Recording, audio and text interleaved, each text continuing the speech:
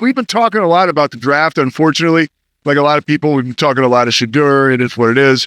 But when we talk about the Cowboys draft, I think one of the things that I was most impressed with was the fact that we're not really talking much about their draft, which means it was pretty good from soup to nuts. Yeah. Oh, and thank you to Scotty for putting this up for me, because for the life of me, I've not been able to remember the Maryland defensive tackle's name. I just haven't. Tommy Aching Besote. But I'm gonna say, now say it. yeah. Look, it took me long enough yesterday doing a top 5 on Donovan Ezeraku. Yeah, good job. Yeah. So no, I actually, for Donovan Ezeraku, I had to watch like 9 different YouTube videos before someone actually said his name. I like that. Yeah. It was like all these amateurs, I'll just call them amateurs, were like, Donovan Easy. I'm like, oh, quitter. So yeah, no. I like the Cowboys draft class. I don't love it. Which is fine. And look, I don't know if they were really in a position, especially because they traded the 4th round pick for Jonathan Mingo, to get an alpha dog starting running back like Cam Scadaboo, who was my favorite player in the draft that went in the 4th round. Like, had they been in the 4th round, they can get someone like that. They didn't, but I do like the Jaden Blue pick in that he can be explosive, be that kind of Tony Pollard that they don't have anymore.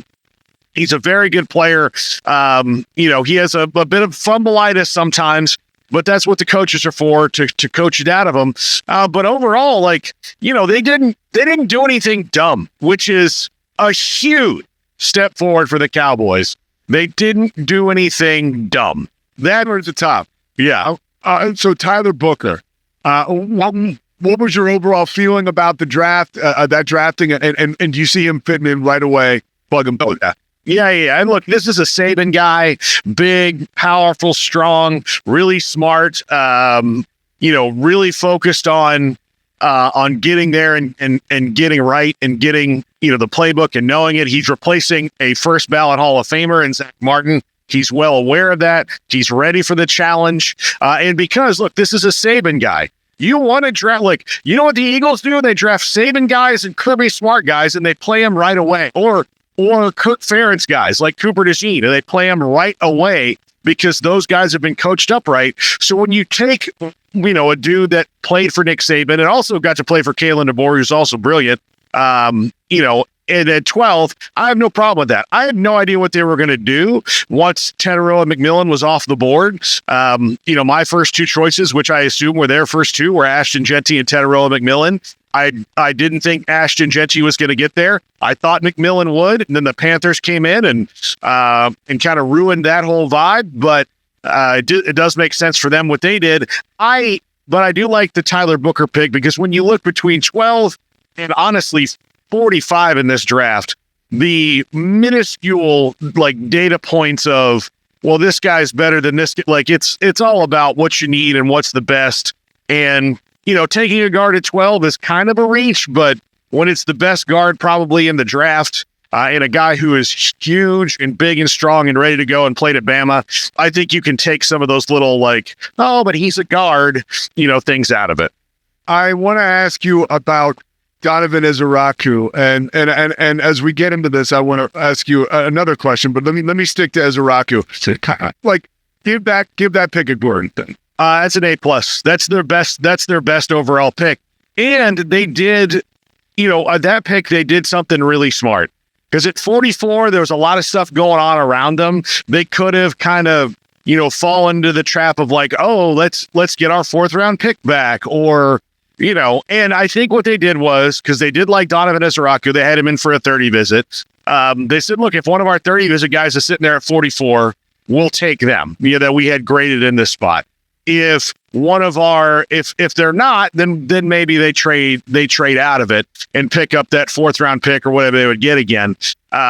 They just stayed pat. Donovan Ezeraku was there. They took him. When you look at young pass rushers that they have, Micah Parsons is still young and he's the best player on defense in the NFC. You put in Donovan Ezeraku, who immediately can at least come in on passing downs.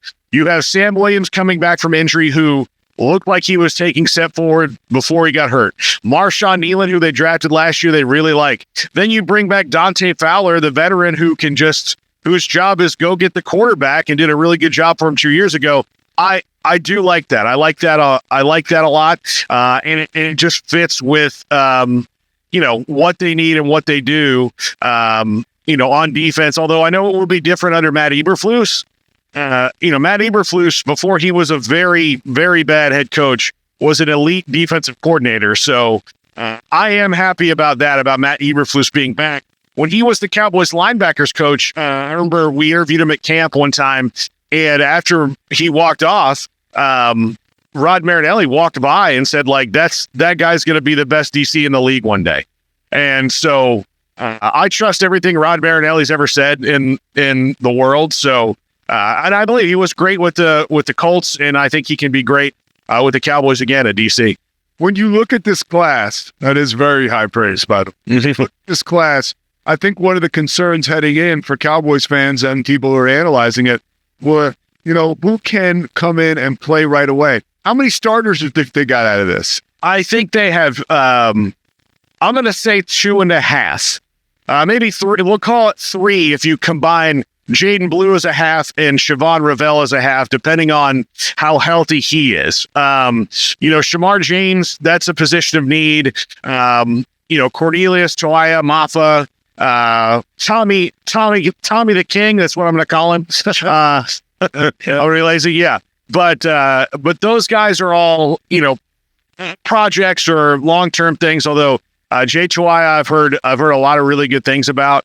And look, Clemson's in the ACC, so I watched them quite a bit, and Phil Maffa can get you a first down. I'm not sure what he is past that in the NFL, but he can get you a first down. So I'll call it 3 out of the first 4 picks, even though that, like, if Siobhan Revelle is going to start on PUP, although they think he'll be ready for camp. Jaden Blue, year 1 is not going to be their alpha running back. He's going to probably help them make some plays, but they'll have those top 4 picks will contribute regularly.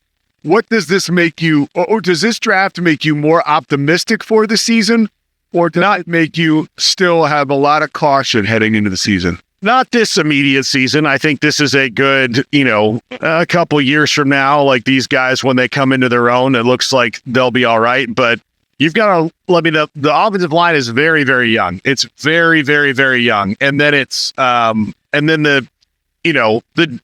there's all these new coaches and all that. They're just, there's got to be some time to grow. And look, they have 2 massive needs, which have not been addressed yet. And that is starting running back, like the alpha running back. And the veterans they signed, they have a 50-50 shot of making the team.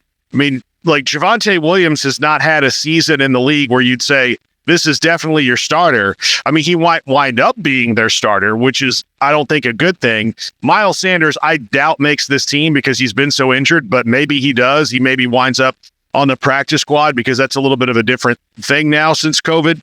In the NFL, but they also, and this is the biggest thing, they don't have a number 2 wide receiver. Like, unless Jonathan Mingo takes a huge step forward or Jalen Tolbert or somebody, the light finally comes on, they don't. And they have a bunch of 3 and 4 guys, which is fine for depth, but you need somebody to take some pressure off of CeeDee Lamb and do something for Dak Prescott, because they have tried to put too much on him for too long and not giving him a running back that is a true alpha dog, which Rico Dowdle was not. He was fine. But not giving a true alpha dog running back and a true number 2 wide receiver is absolute malpractice by the front office, and they should be ashamed that they're doing it. But, they're the Jones family. They have no shame.